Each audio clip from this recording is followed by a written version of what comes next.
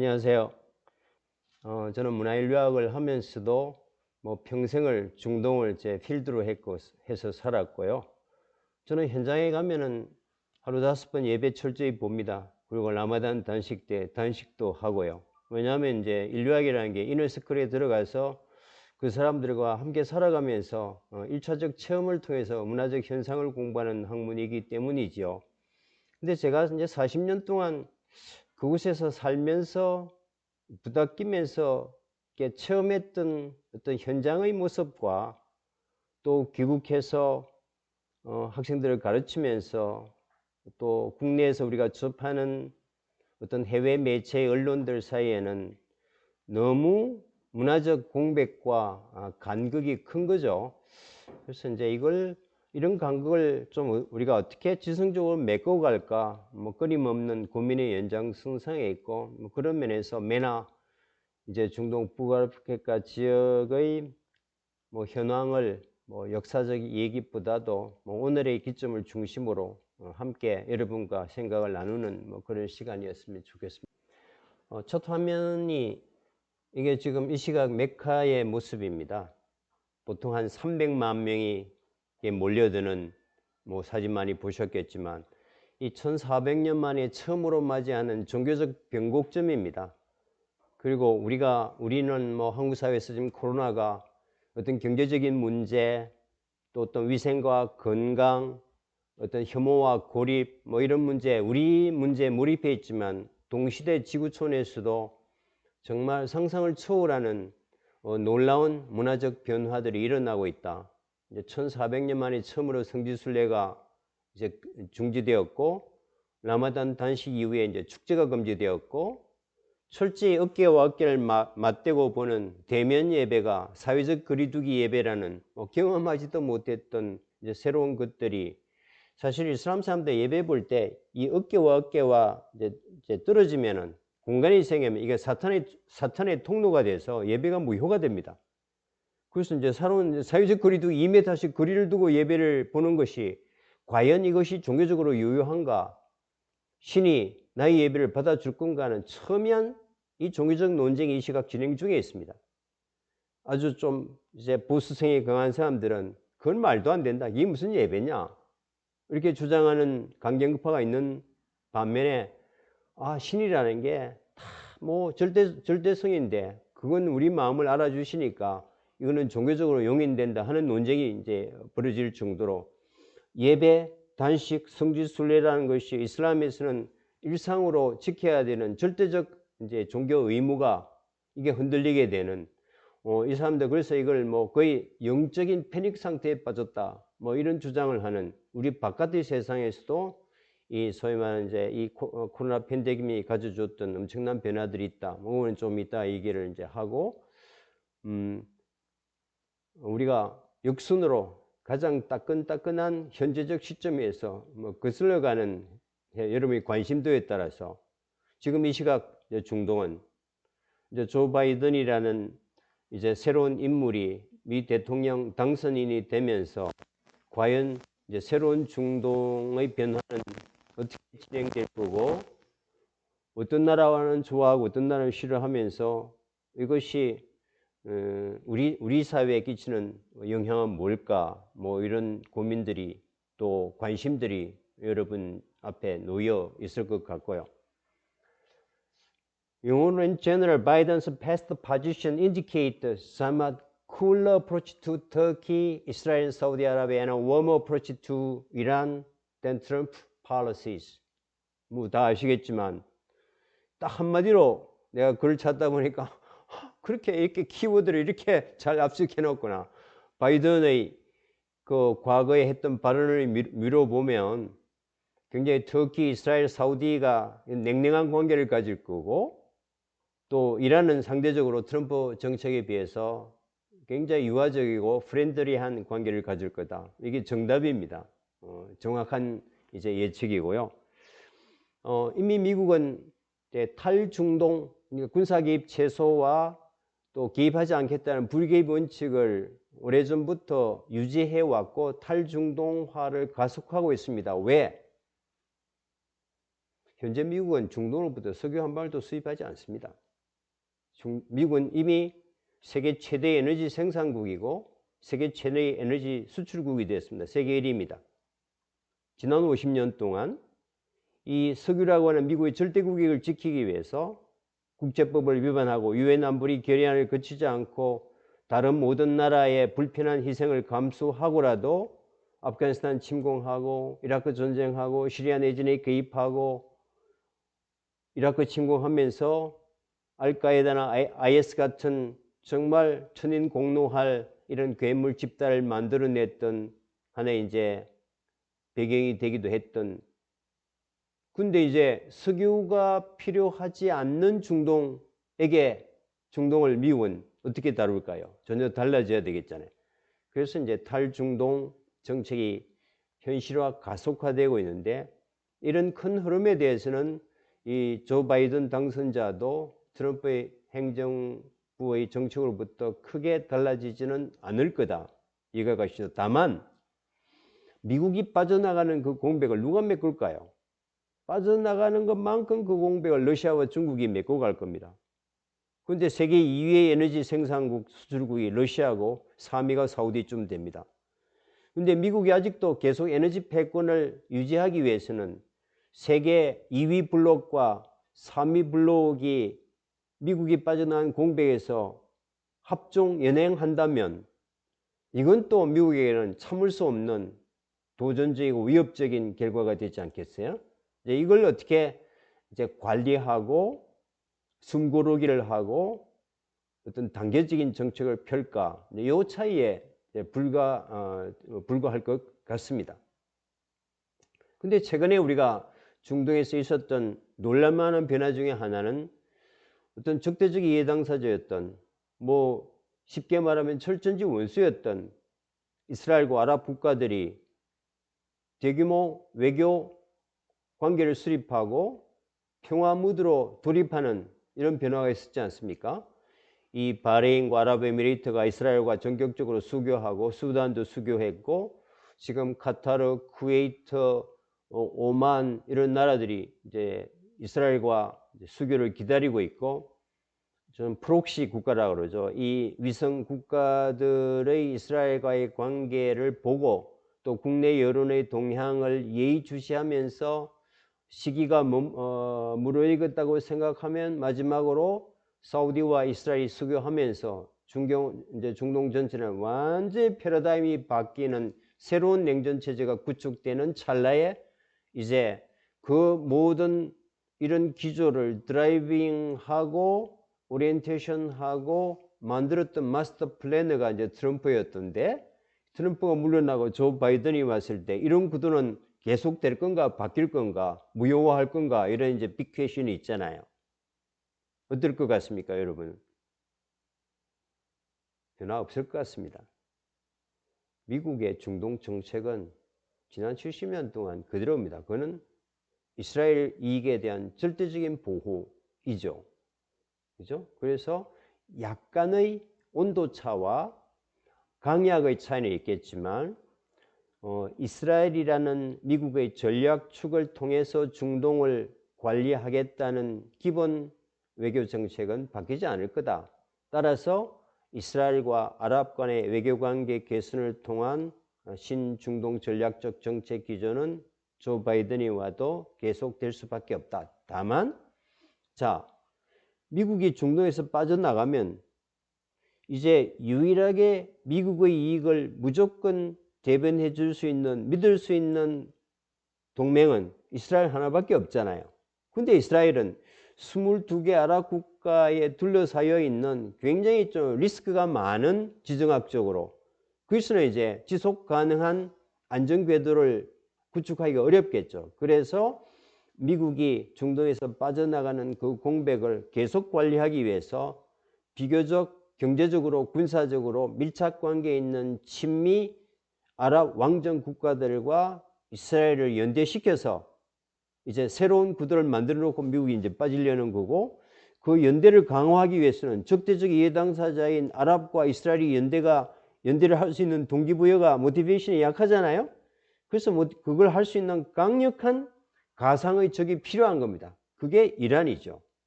그래서 이란에 대한 영어로 하면 maximize pressure, 최고조의 압박 수위를 가했고, 트럼프 행정부 시대 때 40년간 경제 제재를 하면서 적대적 어떤 공생 축을 이제 만들어 왔던 게 이제 트럼프 행정부의 기본 정책이라면, 이제 조 바이든은 아랍과 이스라엘 관계 개선의 축은 유지하면서도 강력한 적대적 공생인 이란을 상대적으로 부드럽고 유화적인 이제 어떤 파트너로 바꾸려고 하는 이 정책의 차이입니다. 그래서 이제 조 바이든 당선됐을 때 이제 환호했던 사람이 누군가 하면은 스마일, 이란. 참으로 아이러니하게도 이 대통령 당선자에게 가장 먼저 축전을 보낸 사람이 누군지 아세요? 바로 테러리스트로 낙인 찍혀 있는 팔레스타인의 하마스가 가장 먼저 축전을 보냈습니다. 여기서 우리가 어떤 미래 시나리오를 읽을 수 있겠죠. 이란은 이제 밑에 이제 파란 글씨로 나와 있지만,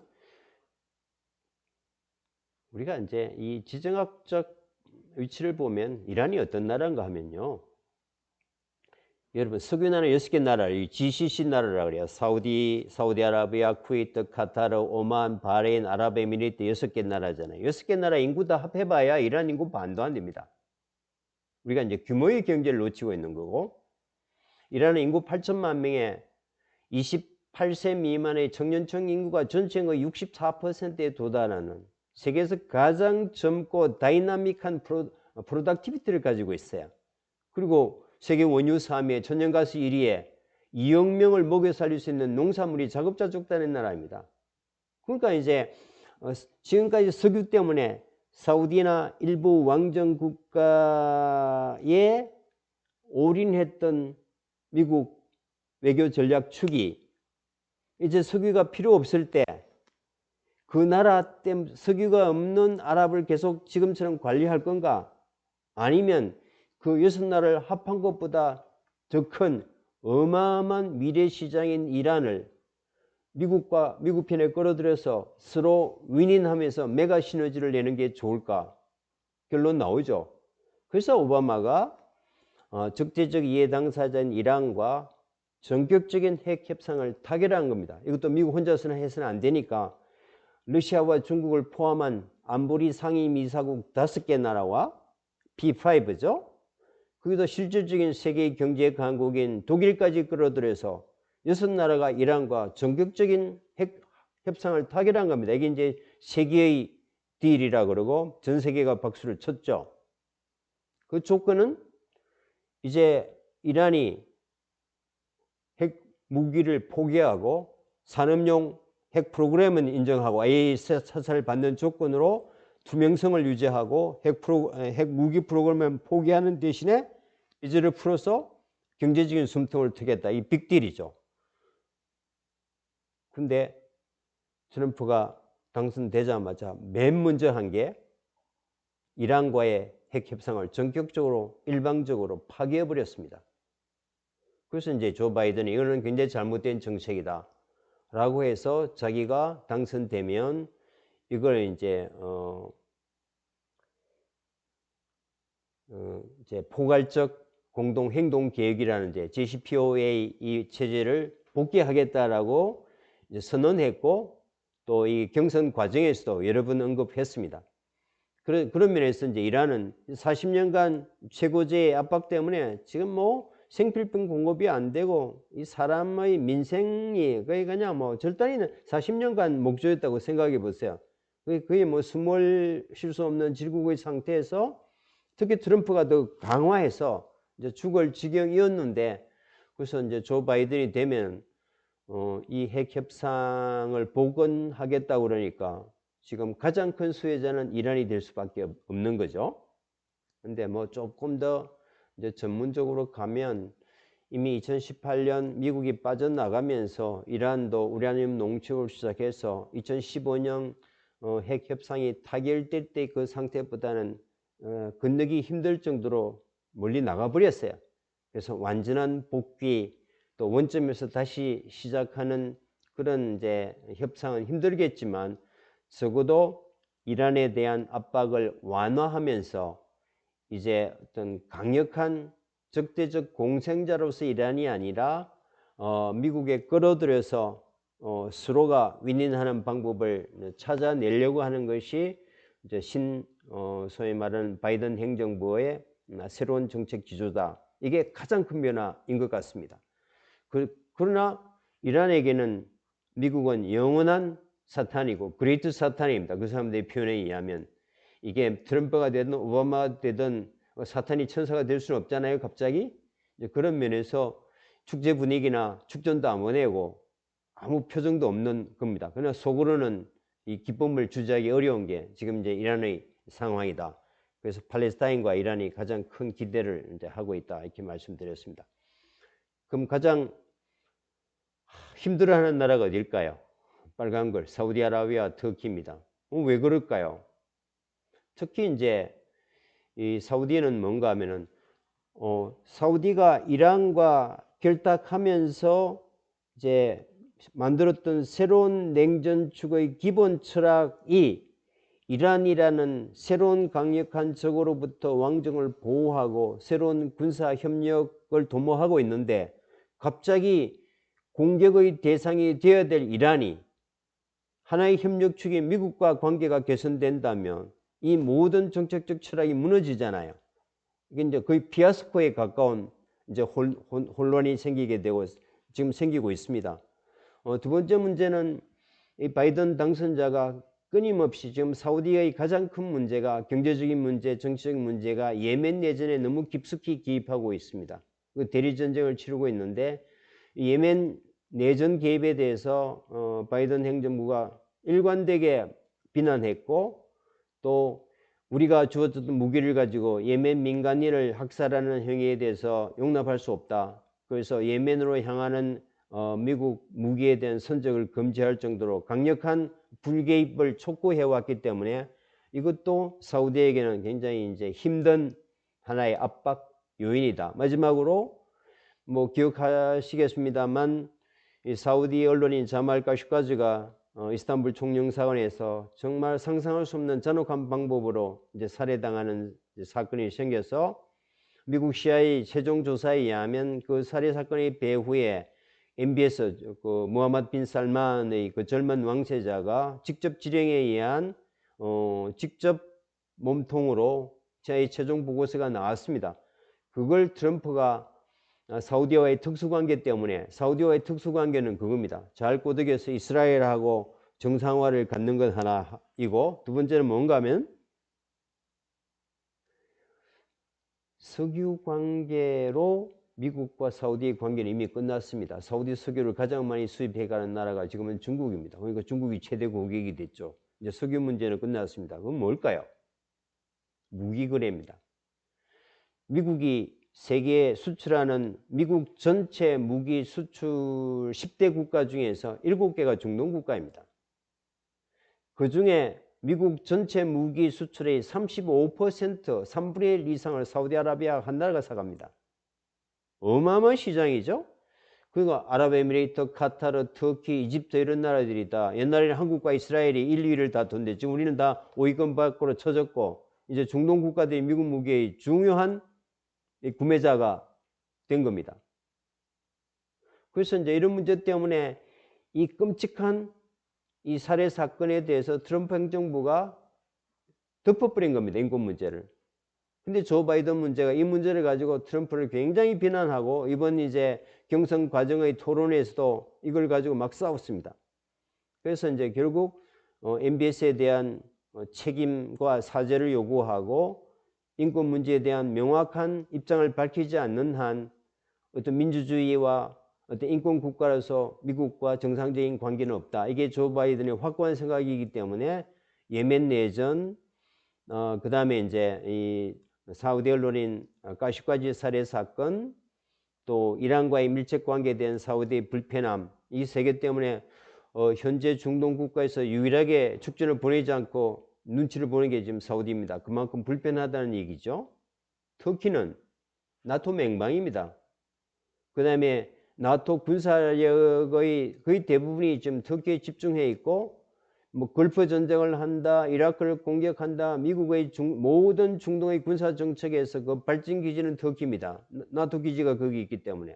그 터키가 없는 미국의 중동 정책은 생각할 수 없을 정도로 맹방 중에 맹방이었는데, 터키가 최근에 어떤 일을 했냐면은 트럼프와 지금 터키 에르도안 대통령 사이가 갈라지면서 러시아제 최첨단 방어미사일 S-400을 전격적으로 수입해서 지금 실전 배치를 해버렸습니다.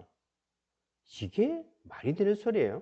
나토라는 게 러시아에 대항한 서방 안보 체제의 핵심인데, 그 나토의 맹방 중의 맹방인 터키가 바로 적국인 러시아의 방공 시스템을 이제 도입해서 실전 배치를 하면서 있으니까, 이게 국제정치라는 게 이렇게 극에서 극으로 가는 겁니다. 그러니까 미국의 조 바이든의 표현에 의하면 이거는 동맹의 등 뒤에서 칼을 꽂는 행위다. 이 문제가 해결되지 않는 한 터키를 우방으로 받아들이기 힘들다. 그리고 공식적으로 오토크라트라고 하는 이 맹방의 대통령에게 이 독재자라고 공식적으로 썼습니다. 그래서 지금 이제 터키 대통령과 미국의 조 바이든 당선자 사이에는 뭐 거의 극악한 개인적인 이제 관계가 있는 거죠. 거기다가 최근에 이제 아제르바이잔 아르메니아 전쟁에 터키가 군대를 보내면서 노골적 개입을 해서 이것도 조 바이든 당선자를 뭐 극도로 분노케 했고, 설상가상으로 이제 동부 지중해 쪽에 어마어마한 유전이 발견됐는데, 이게 그리스와 터키가 영해를 공유하고 있는 건데, 1923년 1차 세계대전이 끝나고 로잔 조약에 의해서 더 이상 터키가 강국으로 크지 못하는 것을 유럽이 막기 위해서 해안선을 경계로 터키 해안선에서 보이는 모든 섬은 지금 그리스 땅이 되어 있는 겁니다. 그러니까 이제 한 치 앞도 바다 앞을 못 나가는데, 자기 바로 눈앞에 보이는 그 섬에서 아테네로부터는 200km가 떨어져 있는데 터키 영토로부터는 5km도 떨어지지 않는 그게 이제 유전이 발견되니까 터키가 이제 거기 유전 탐사를 시작했습니다. 대륙봉쇄를 주장하면서 우리 땅이다라고 얘기하는 거죠. 이게 결국 이제 그리스도 EU 회원국이니까 EU 전체와 그리스와 합동해서 터키와 대결하는 또 갈등 국면이 있고, 거기다가 시리아 내전에 개입했죠. 또 리비아 내전에 개입하면서도 또 프랑스나 유럽과 또 반대쪽에 서고 있습니다. 프랑스는 다시 말하면 시리아 반정부군을 지지하는데, 터키는 유엔에 있는 건 정부군을 지지하는 이런 이해관계가 이제 복합적으로 얽혀 있기 때문에 결국 이제 사우디와 터키가 이제 조 바이든 당선에 대해서 가장 이제 불편한 관계에 있다. 뭐 이렇게 말씀드릴 수 있고, 따라서 이스라엘과 이제 아랍에미리트도 이제 서로 수교하면서 잘 해 보려고 하는데, 이란이라는 강력한 가상의 적이 어떤 타겟이 약해지면서 지금 이스라엘이 굉장히 이제 혼란을 맞고 있는 이런 상황이 지금 이 시각 벌어지고 있는 중동의 현황이다. 지도를 보면은 그래서 이제 이게 노스아프리카와 미들이스트를 합해서 메나 지역의 이제 지도를 여러분 대충 보실 수 있을 거고, 그죠? 그래서 지금 이제 이 사우디와 이란이 이 걸프해를 가운데 두고 두 축이 경쟁하게 되는 겁니다. 지금까지 50년 동안은 이슬람권과 아랍이 이스라엘과 대항하는 냉전축이었다면, 그 냉전축이 완전히 끊어지고 이스라엘과 사우디가 연합한 새로운 냉전축이 이란에 대항하는 이런 구도로 이제 바뀌고 있는데, 이런 극단적 양극 체제가 이제 바이든 행정부 때 이란이 상대적으로 부드러워지면서 이제 사우디와 이스라엘이 강력한 축이 이제 어떻게 대응할까, 뭐 이게 이제 초미의 관심입니다. 지금까지 이제 설명했던 바들이고, 그래서 정리하면 지금 이 시각 중동의 권력 지도를 한 페이지로 들고 나왔는데, 왼쪽에 미국, 사우디아라비아가 이미 한 축이 되었고요. 또 반대축에 러시아, 중국, 이란이 반대축을 형성하고 있습니다. 그리고 이제 친미축에 아랍에미리트, 이집트, 바레인이 줄을 섰고, 이란 축에 이라크, 시리아, 레바논이 지금 줄을 서고 있습니다. 터키와 카타르가 중도적인 입장을 견지하고, 이란과 사우디 사이에 있는 오만, 쿠웨이트 이런 나라들은 너무나 작은 국가이기 때문에 이란에 과감하게 맞설 수가 없어요. 오만 쿠웨이트 자국 인구 100만, 200만 밖에 안 되는데 8천만을 어떻게 당하겠어요? 그러니까 이제 눈치를 보면서 이 중간 지대에서 어떤 생존의 활로를 찾는 이런 낮은 수준의 외교 정책을 쓸 수밖에 없고, 예멘과 리비아는 지금 내전 상태니까 내전 이후에 누가 헤게모니를 잡느냐에 따라서 향방이 정해지겠지만, 사우디로부터 예멘 민간인 피해가 워낙 컸기 때문에 누가 정권을 잡아도 사우디 편으로 확 가기는 어렵고, 리비아도 가다피 제거 작전 과정에서 너무나 많은 민간인이 희생되기 때문에 리비아에서도 어떤 정권이 잡아도 친미로 가기는 어렵습니다. 그래서 지금 이제 빨간 글씨고, 이 글자가 똑바르지 않고 삐뚤삐뚤하죠. 이 거리가 다 의미가 있는 겁니다. 지금 이 시가 이 거리만큼 버스되어 있는 겁니다. 제가 도표를 잘 못 그려서 그런데, 문제는 지금 이 구도가 뭐 하루 이틀에 확 바뀌지는 않겠지만 정말 6개월, 1년 사이에도 이 구도가 바뀔 수 있다는 겁니다. 지난 50년간은 어떤 불변의 그 고정 냉정축이 있었는데, 이제는 이해관계에 따라서 뭐 이제 극동과 극서로 오갈 수 있는 놀라운 가변적 이제 중동이 새롭게 만들어지고 있다는, 이게 이제 우리에게는 무슨 의미를 갖는가? 지난 40년간 우리 기업이 해외에서 불어들이는 건설 플랜트 평균 40% 중동에서 불어먹었거든요. 이게 거의 지금 불가능해졌습니다.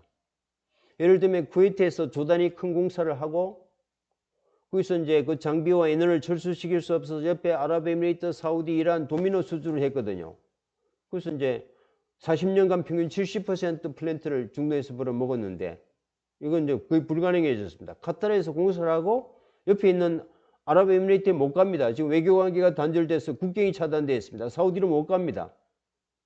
그러니까 이제 우리가 완전히 새로운 경제 환경이 생기게 되고, 그리고 예를 들면 아랍에미리트에 우리는 노동 집약이 아니고 기술 집약의 플랜트잖아요. 이 플랜트 사업이 하더라도 주변 국가가 굉장히 민감하게 반응합니다. 기술 격차 때문에. 따라서 이 하나의 기술 집약적 플랜트 공사를 하더라도 그 주변 국가 모두에게 이 사업이 너희의 안보에 위협을 주지 않는다는 이런 양해각서와 시방서와 어떤 기술적 다큐멘터를 주면서 설득해야 되는 2중 3중의 어려움이 있는 24시간 태스크포스 팀이 가동해야 되는 새로운 시장 환경이 생기게 되는 겁니다. 이게 보통 문제가 아니죠. 왜? 우리가 먹고 사는 시장이 여기밖에 없어요. 지금 조단위 공사는 여기밖에 지금 돈 벌어먹는 데가 없어요. 운전 뭐 이런 건 뭐 정치적인 문제가 있기는 하지만 뭐 나라마다 백조거든요. 그래서 이제 이런 우리의 경제 한계부터는 우리의 경제에서도 중동의 오늘의 변화는 예의주시할 필요가 있다. 그 다음에 두 번째 이제 큰 이슈가 이제 무하마트 만평 사건이잖아요, 그죠? 프랑스 이제 테러 문제인데, 뭐 이 사건을 이제 팔로우업하고 인터뷰도 하고 글도 쓰면서 제일 마음에 안 들었던 게, 참 우리 국내 언론이 이 문제를 왜 한결같이 무함마드 만평이라는 그런 용어를 고집했을까? 그러니까 이게 전 국민이 이 가치 판단이 헷갈린 겁니다. 무함마드 만평? 아니 하나의 존경받는 종교적 대상이 약간 희화적으로 만평 정도 쓰는 게 그게 뭐 어때서 그걸 못 견뎌서 막 울컥하고 극단적인 테러를 하고 이게 무슨 종교고 이게 무슨 가치체계냐 하는 뭐 빅퀘션이 생기게 되는 겁니다. 근데 사진을 내가 차마 사진을 다 갖고 나오지는 못했는데, 샤를리 에브도 요즘 사진 보시면 무하마드를 나체로 그려놓고 이 성소수자로 표현하고 머리에 폭탄을 매달고 코란을 가지고 총알을 맞는 뭐 극악한 종교 모독의 이제 극치로 표현해 놨습니다. 근데 우리가 표현할 수 있는 이미지를 형상화하고 희화화하고 커리케처를 가지는 것은 가능하지만 무함마드라는 이미지는 존재하지 않습니다. 왜냐? 우상 숭배 금지 때문에 어떤 사람이나 동물을 조각하거나 그림으로 묘사하지 않는다는 것은 이슬람의 절대 금기고 18억이나 되는 무슬림들은 거의 99%의 무슬림들은 태어나서 죽을 때까지 무하마드의 이미지나 그림도 보지 못하고 죽습니다. 절대 금기죠. 신성 불가침의 영역인데 존재하지도 않는 이미지를 만들어서 그것도 갑자기 자기들이 처음 보는 그 이미지가 빨가벗긴 나체로 성소수자로 또 폭탄을 매단 테러리스트로 신성한 코란을 가지고 총알을 막아내는 걸 했을 때 이 사람들은 공식적으로 이걸 스피리추얼 킬링, 이거는 영적인 살인이다. 또 은근한 사람들은 cultural killing, 이 문화적 살해 행위다 라고 표현했던 겁니다. 우리 사회에서 우리 세대 때는 다 간호원이라고 그랬는데 지금 간호원 쓰면 싫어하잖아요. 그래서 우리가 간호사라는 경우, 그 다음에 청소부 다 싫어합니다. 환경미화원, 우리 사회에 사는 한 개인에 대해서도 한 소수자나 약자에 대해서도 그 사람들이 싫어하는 모욕을 느끼는 용어를 피해주면서 존중해주는 게 이게 문명사회의 지표고 어떤 세계 시민으로서의 기본적 인권 감수성이잖아요. 그래서 우리도 불편하게 부당하게 한 사람도 모욕당하거나 혐오감을 느끼는 것도 우리가 보호해주는 수준의 단계에 왔는데 18억이라는 사람들이 이걸 문화적 살해, 영적인 살해라고 느끼면서 정말 싫다, 제발 그거는 좀 하지 말아주세요 라고 한 목소리로 외치고 있을 때 이걸 표현의 자유라는 명분으로 정당화될 수 있을까? 빅 퀘션입니다. 토론 주제입니다. 우리가 함께 고민할 필요가 있고요. 아무리 프랑스가 톨레랑스와 인권과 어떤 개방사회라 하더라도 우리가 인류사회가 하나의 보편 가치로서 절대적으로 지켜야 될 가치까지도 넘어설 수 있을까? 이제 이 문명사회에서 정말 이 시기에 우리가 진지하게 한번 고민해 볼 필요가 있지 않을까? 뭐 정답을 주는 것보다는 여러분들이 함께 고민하는 시간이었으면 좋겠고, 저는 그 문제보다도 더 나쁜 게 이걸 이 마크롱 대통령이 아주 교묘하게 아주 악의적으로 이제 정치적으로 이용하고 있다는데 저는 개인적으로 더 분노했습니다.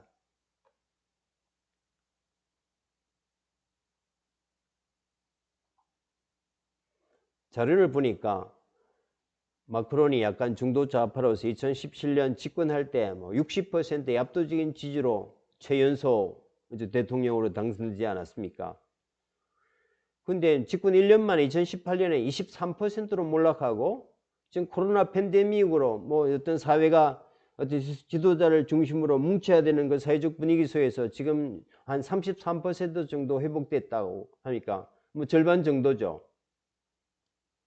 내년 4월에 1년 6개월 뒤에 이제 대통령 선거가 있고 마크론이 이제 재선을 노리고 있는데 지금 이 상태로 가면 그냥 필패입니다. 뭔가 정치적 카드를 이제 그려야 되는데 결국 이 지지율 하락을 많이 하기 위해서 중도 우파나 이 급진 우파의 표까지 끌어들이기 위해서 프랑스가 가지고 있는 이슬람 포비아라고 하는 어떤 공통 국물을 통해서 이 테러 행위를 이제 극단적으로 어떤 정치적 레토릭으로 악용하고 있는 것이 아닐까. 지금 프랑스가 아시다시피 민심의 분노가 최근 200년간 최고조입니다. 어떤 사람들은 프랑스 혁명 이후의 최고다 이런 사람도 하는 사람이 있습니다. 그게 2019년 작년 내내 1년 내내 공공운수 파업을 해서 프랑스의 사상 최장기 공공운수 파업 기록을 세웠고 그 프랑스 전체가 마비 상태였습니다. 1년 내내 연금개혁 반대 투쟁, 거기다가 연료비 인상 시위, 경찰 폭력 시위, 노란조끼 보셨잖아요. 지금도 진행되고 있습니다. 일자리 요구 시위로 그냥 완전한 정책에 이제 실패한 부분에 5년 전에 샬로 에비 잡지사가 이걸 해서 정말 끔찍한 테러가 일어나서 이제 프랑스 사회가 자제했는데 왜 이 시기에 이것이 다시 내걸어지고 공공연하게 학교 공공기관에 이 포스터가 내걸리도록 이제 만들었던 이 프랑스의 사회적 분위기가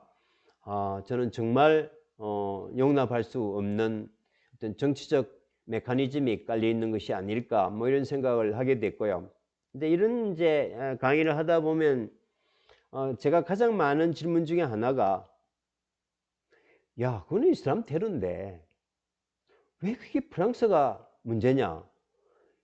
모든 테러는 이슬람이 일으키면 결국 맨날 그 민간인을 겨냥한 테러는 반이슬람적이고 이슬람에서는 용납하지 않는다고 그걸 레토릭으로 떠들지 말고 이슬람 세계가 적극적으로 정말 선봉에 나서서 이 테러를 제거하는 구체적인 역할, 어떤 세계적인 기여, 희생을 해야 이게 이제 세계적으로 어떤 보편 가치를 수반하는 면에서 공감을 갖는 것이지, 이슬람 세계는 침묵하면서 맨날 테러만 일어나면 비난 성명만 내느냐 뭐 이런 질문을 가장 많이 받습니다. 굉장히 합당하고 일리 있는 질문이라고 생각합니다. 그래서 제가 대변할 수는 없으니까 똑같은 질문을 나는 이슬람 지도자들이나 또 옆에 이제 이 지식인 사회에서 저는 회의 갈 때마다 만날 때마다 똑같은 질문을 던집니다. 그런데 제가 들었던 대답은 거의 천편일률적으로 같습니다. 아니 그걸 어떻게 우리가 책임지느냐? 프랑스에서 일어났던 테러는 프랑스 사람들이 프랑스에서 저지른 테러인데 우리가 어떻게 책임지느냐는 겁니다. 지금은 약간의 일탈된 케이스도 있지만 거의 대부분의 테러는 프랑스 시민이 일으키는 겁니다. 이슬람 이주민 3세, 4세들이 프랑스 사람이 일으키는 프랑스 내에서 일어나는 건데 프랑스 자체가 가지고 있던 다문화 실패에 대한 이제 극단적 후유증의 테러로 나타나는 건데 우리 국민도 아니고 우리 바깥에서 일어난 일을 왜 이슬람 주류세계가 책임지라고 얘기하느냐, 이런 이제 반응을 들을 때가 많아요. 그럼 왜 그럼 프랑스에서는 이제 그런 사회적 환경이 조성됐는가? 뭐 오늘 강의에 이제 하이라이트가 될 것 같습니다. 서구와 이슬람 세계가 왜 그렇게 1200년 동안 철전지 원수처럼 반복하고 이제 갈등과 이제 이 테러를 반복하는가 이제 하는 이제 문제들이죠. 그건 이제 조금 이따 마지막 바로 나오네요. 이거부터 정리하고 갑시다. 자, 오늘 이 강의를 여러분에게 하려고 왔고요.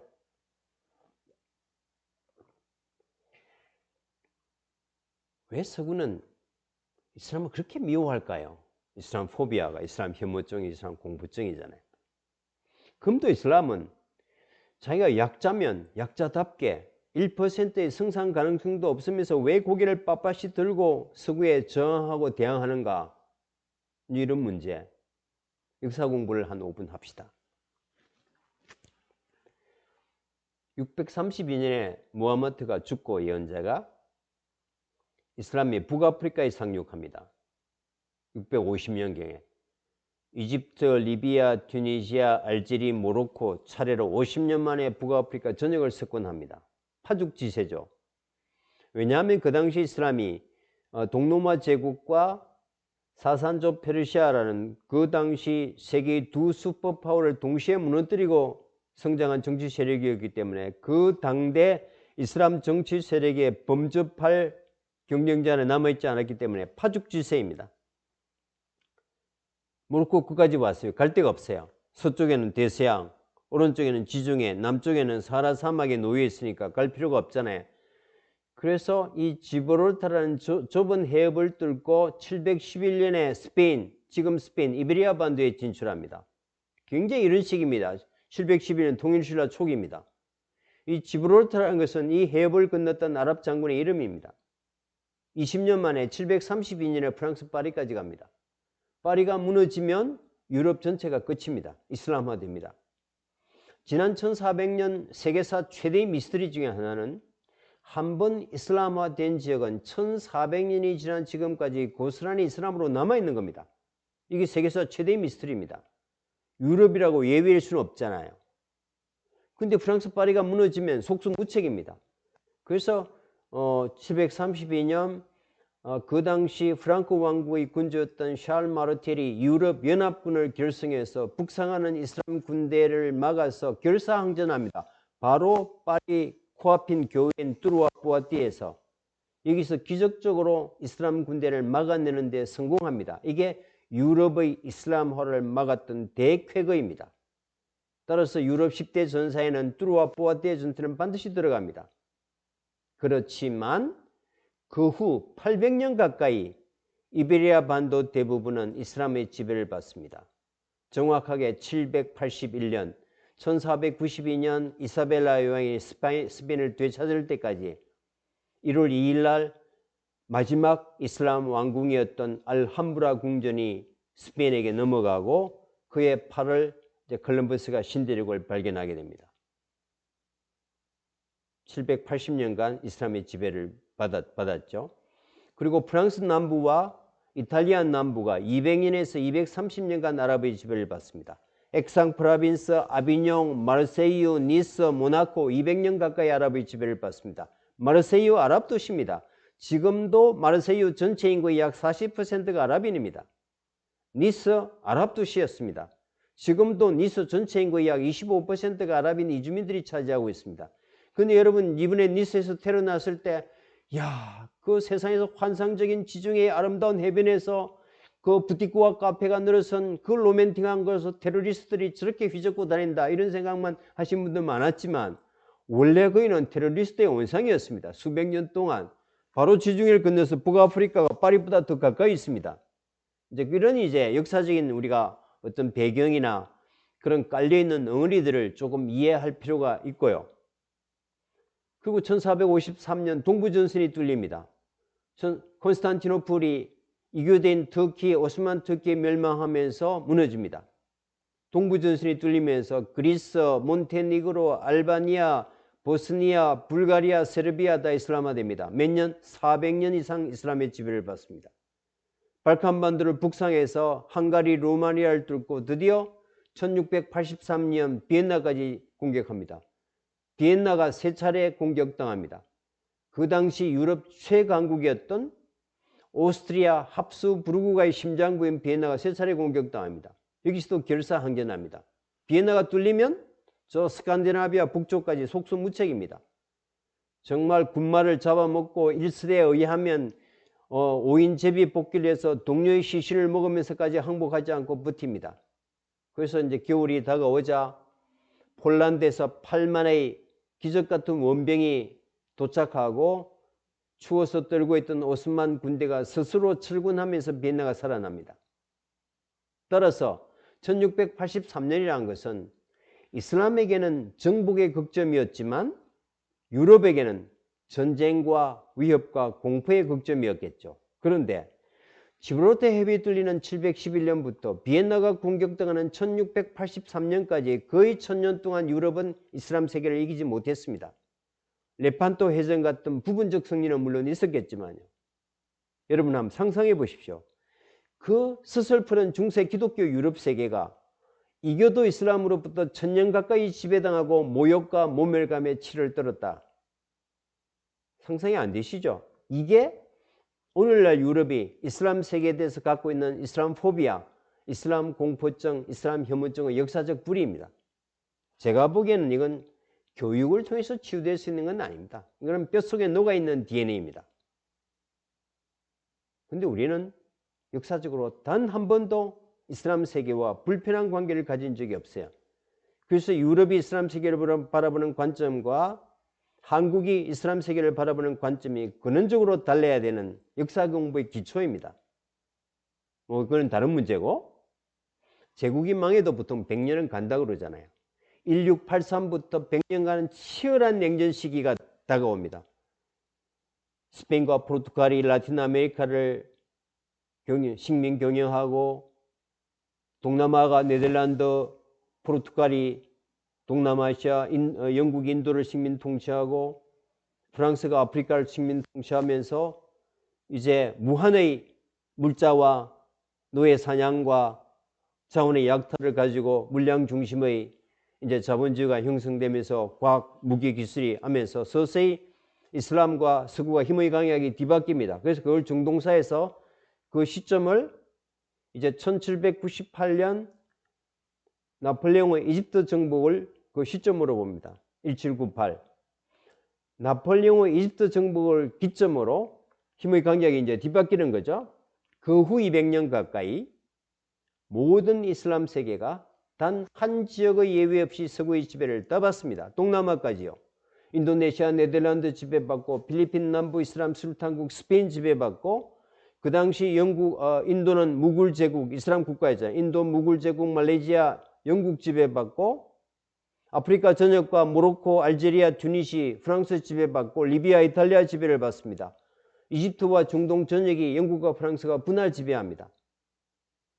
오스만 터키가 1차 세계대전에 줄을 잘못 서서 패전하면서 이 600년 대제국이 산산조각이 나게 되는 겁니다. 그래서 오늘날 메나 지역, 우리가 하는 22개 아랍 국가와 터키, 이란, 이스라엘이라고 하는 세 개의 비아랍 국가가 합해서 25개의 메나, 북아프리카, 중동, 오늘의 모습을 갖추게 된 겁니다.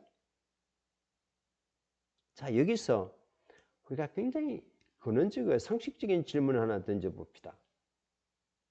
1000년 가까이 이교들로부터 지배당하고 모욕과 모멸감에 치를 떨었던 유럽이 거꾸로 200년 가까이 이슬람 세계를 지배하게 됐을 때 어떤 국제법이나 인류의 보편 가치를 지키면서 신사적으로 지배했을 것 같습니까?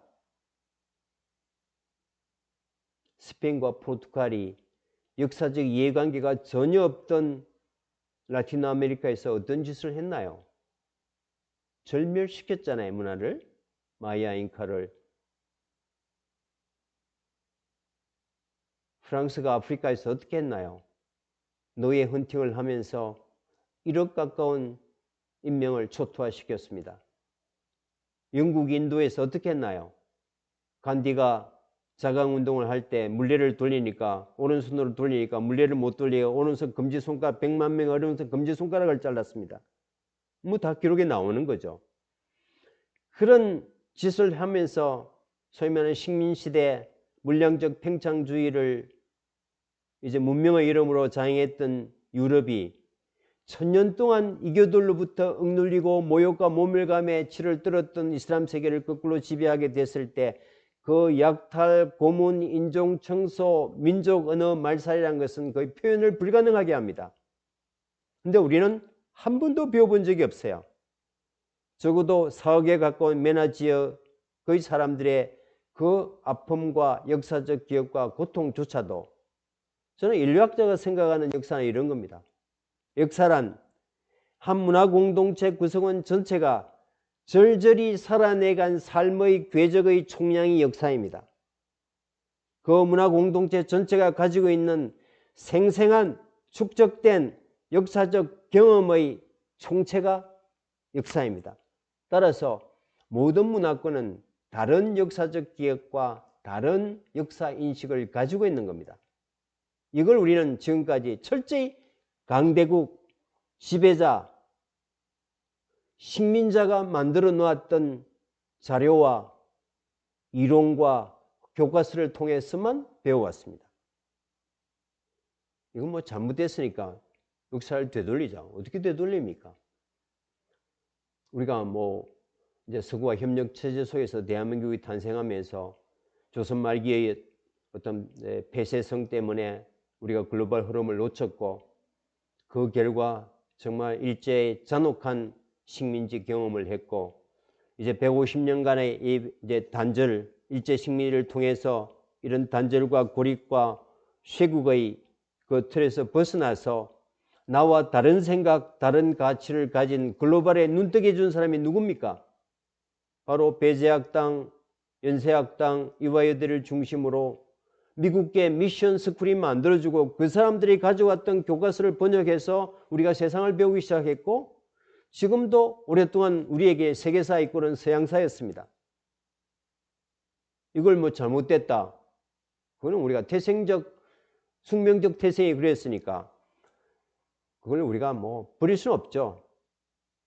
이제는 우리가 SNS나 완월드 된 세상에서 정말 우리는 역사는 성자의 기록이라고 그러지만 우리에게는 인류의 역사는 성자도 패자도 아닌 우리는 객관적인 또 다른 주체잖아요. 이제 내가 세상의 중심이 돼서 이런 어떤 이념적인 정치적인 이데올로기에 함몰되지 않고 냉정한 지성적 거리를 두고 글로벌 문화를 있는 그대로 들여다보는 이런 어떤 인식의 지평이 제가 보기에는 AI 시대 이런 빅데이터라고 하는 이 과학적 훈련과 이 프로세스를 거치는 건 못지않게 중요하지 않나 뭐 이런 생각을 해봅니다.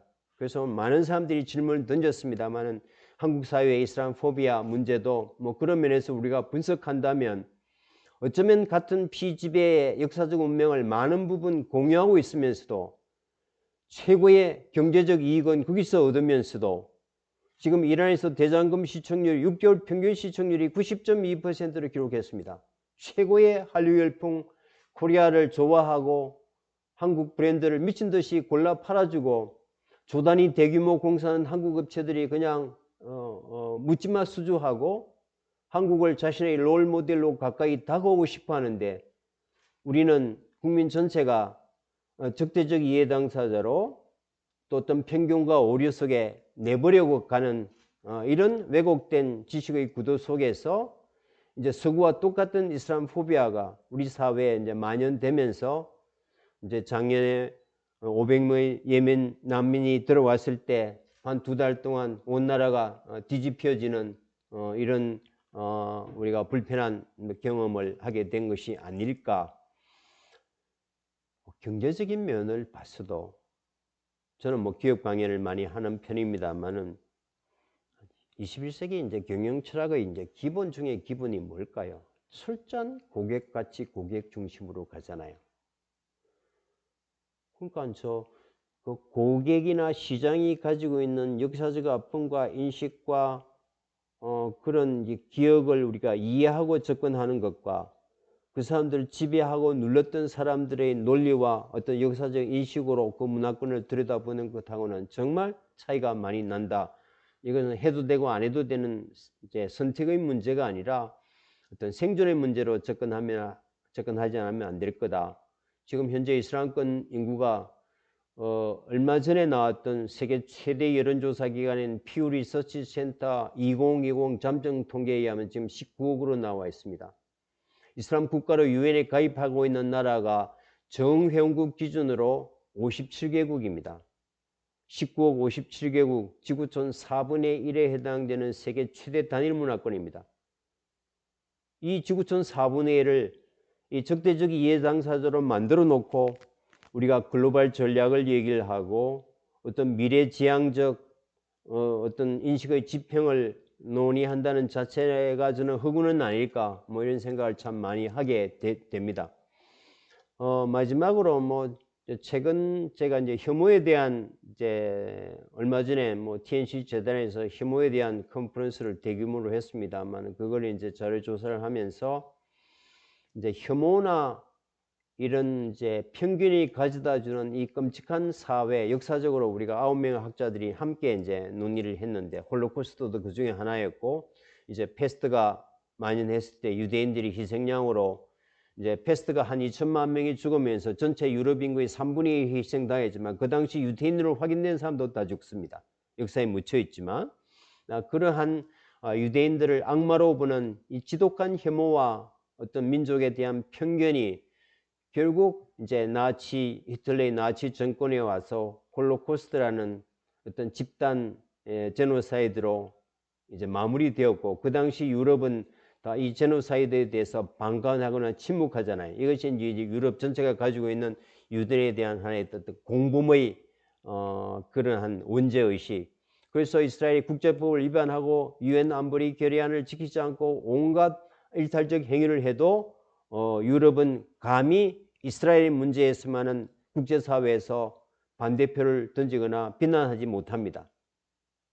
일반적인 정서가.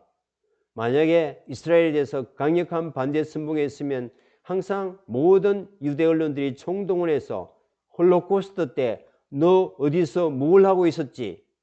여기 대해서 대답할 수 있는 자유로운 유럽인들 별로 없습니다. 그만큼 이제 뭐 큰 사건이었거든요. 여러분 기억하실지 모르지만 2011년에 노르웨이에서 브레이비크라는 한 젊은이가 정말 끔찍한 대형 테러 사건을 일으켰습니다. 한 섬에 구립되어 있는 그 청소년, 특히 소녀들을 뭐 200 몇십 명을 총으로 난사해서 이제 죽이는 유럽을 전체를 이제 충격으로 빠뜨렸던, 이거는 이제 백인에 의한 대형 테러 사건이었기 때문에 더 큰 충격이었습니다. 그것도 인권과 복지와 어떤 평화의 메카라고 하는 노르웨이 한복판에서, 그죠?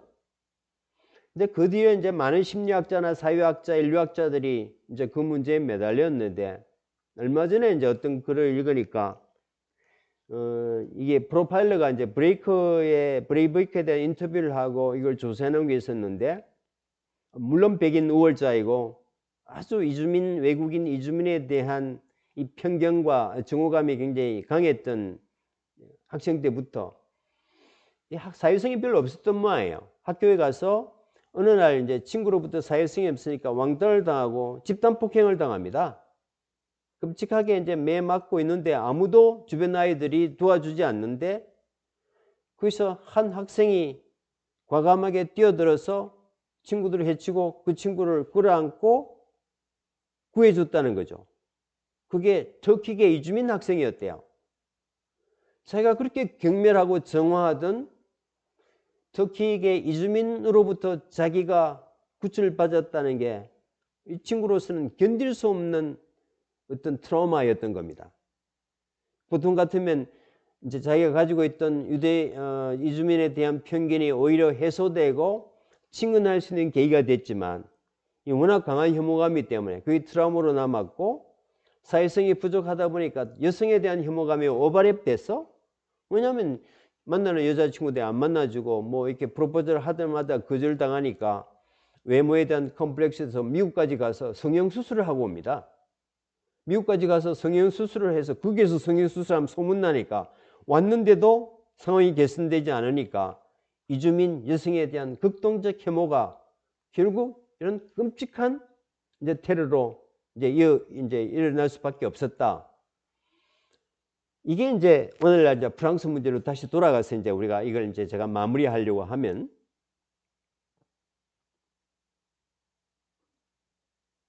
132년간 프랑스가 북아프리카를 지배합니다. 알제리가 제일 크죠. 1954년에서 1962년까지 8년간 알제리가 프랑스로부터 독립전쟁을 벌입니다. 그 8년 동안에 알제리에서 가르치는 알제리 우파 교과서에 의하면 약 200만 명이 학살당합니다. 프랑스로부터 8년 독립전쟁 기간 동안에. 물론 숫자는 좀 과장됐을 수 있겠죠. 그 당시 알제리 전체 인구가 900만 정도였다고 합니다. 900만 인구 중에서 200만이 학살당했다면 그 중에 반은 여성이고, 여성은 직접 전쟁에도 아니잖아요. 그러면 200만보다 훨씬 많은 사람들이 이 프로덕티비티, 생산성을 상실한 장애와 부상자였을 거잖아요. 사회 전체가 초토화되었다. 뭐 조금도 지나친 표현 같지 않습니다.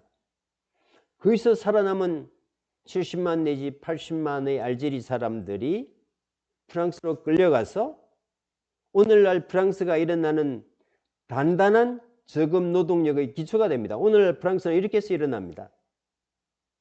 물론 프랑스 입장에서는 오갈 데 없는 이런 피지배 민족들을 데려다가 먹여주고 재워주고 일자를 줘서 좋은 일을 했다고 강변할 수 있지만, 우리가 일제 강제노동 같은 사람들도 다 우리는 강제징용, 강제노동이라고 얘기하는데, 일부는 미쓰이나 미쓰비시 회사들은 지금도 그 당시 월급 장부를 내놓으면서 먹을 것도 없는 가난한 놈들 데려다가 먹여주고 재워주고 잘 살게 했지만 등 뒤에 칼을 꽂는다고 지금 일본의 논리가 그런 거잖아요. 가진 자 입장에서 보면 어떤 시혜일 수도 있지만, 빼앗긴 자 입장에서 보면 그런 이제 강제징용과 강제노동과 다르지 않은 겁니다. 그 70만 내지 80만 원이 오늘 이제 600만이 돼서 프랑스 전체 인구의 10%가 된 겁니다. 프랑스 시민이 된 거죠. 3세, 4세까지. 학교에서는 프랑스 시민으로 톨레랑스와 인권과 인류의 보편 가치의 중요성을 온몸으로 배우고 체득합니다. 그러나 막상 사회에 나오면 하산이라는 이름을 가졌다는, 특수임을 기른다는, 터번을 쓴다는, 할랄 음식을 고집한다는, 사무실 한켠에서 예배를 본다는 이유로 눈에 보이지 않는 어마어마한 사회적 차별과 배제가 아주 교묘하게 체계적으로 제도적으로 가해지고 있는 겁니다. 통계를 보더라도 이주민 출신 프랑스 시민들의 취업률이 주류 프랑스인들의 취업률의 48% 반이 안 되는 거니까 우리는 한국 사회에서 많은 외국인 노동자 이주민이 와 있지만 이 사람들은 돈 벌러 왔어요. 그래서 어떤 사주의 모욕이나 차별이나 모멸감을 참을 수 있는 겁니다. 왜? 꾹 참으면 내가 2, 3년 돈 벌어서 자기 나라에 돌아가면 아파트도 사고 사회적 신분도 향상하고 좋은 자리에 결혼도 해서 이제 미래에 대한 사다리가 있기 때문에 그 모욕과 모멸감을 참을 수 있는 겁니다. 근데 프랑스의 이주민들은 돌아갈 조국이 어디죠? 프랑스입니다. 알제리나 모로코는 돌아갈 수 없어요. 자기 조국이 아닙니다. 그러니까 그 사이 태생적으로 살아야 될 때 그 이질감과 어떤 배제에 의한 이런 것들이 쌓이게 되는 거죠. 그러나 90%의 주류 공동체들은, 이주민들은 어떤 태생적 선택을 한탄하면서 그냥 주류 사회에 적응하면서 속으로는 부글부글 끓지만 살아가지만 어느 사회나 한 5%, 10% 급진 세력들이 있잖아요. 이런 이제 부정한 세력들이 파리 교회 이제 할렘과를 형성하면서 이제 사회적 소외 왕따 세력으로 이제 극단적 저항을 하고 그 저항들이 이 이슬람 급진주의자들의 좋은 먹잇감이 되는 겁니다. 그래서 IS가 성공한 겁니다. IS의 행동대원의 최첨단 요원들이 다 프랑스, 영국계 이주민 10대들이었잖아요. 돈 주고 이제 뭐 여자들 결혼시켜주고 하니까.